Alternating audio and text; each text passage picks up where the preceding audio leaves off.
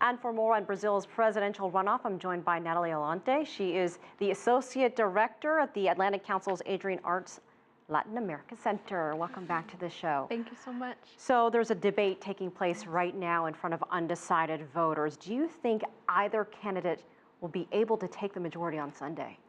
Well, I think that from the polling, it's really anyone's guess. These elections have been completely unpredictable. I think that there is no reason that we could be completely sure. It's been more like a novella. It's no wonder Brazilians are known for their novellas, because it has been one since the very beginning of this campaign. And there really seems to be this economic split between these two candidates.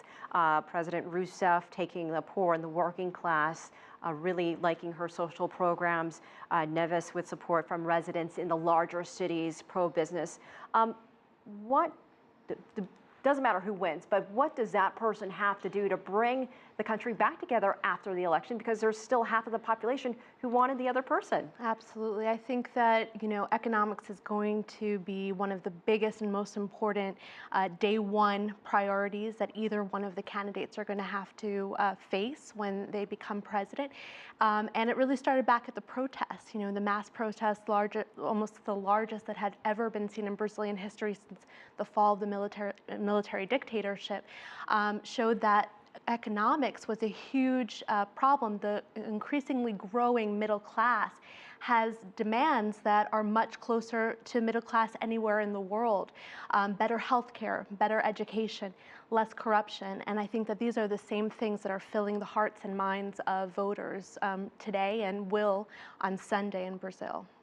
What do you make of the Marina Silva supporters that are still out there? And as Stephen mentioned a few moments ago, about 25% of the population that are not planning to vote for either one of these candidates. What's the possibility that these candidates can compel these people to vote, the undecideds and the ones who don't want to vote for either of them? So Eduardo Campos and Marina Silva, they were a very unlikely duo.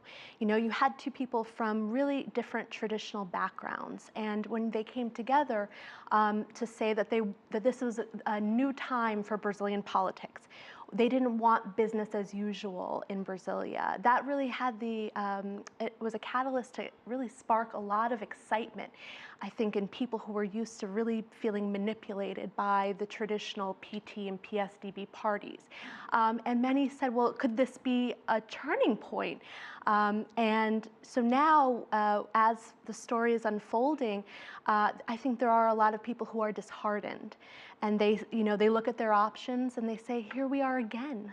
We have a PT candidate and a PSDB candidate. That's all we've ever had here in our democracy. So I understand why 25% of the voters just don't see themselves in either of the two candidates. Guess we'll have to see what happens come Sunday. Natalie Alhonte, we appreciate your time. Thank you so much for joining us. Thank you. My pleasure.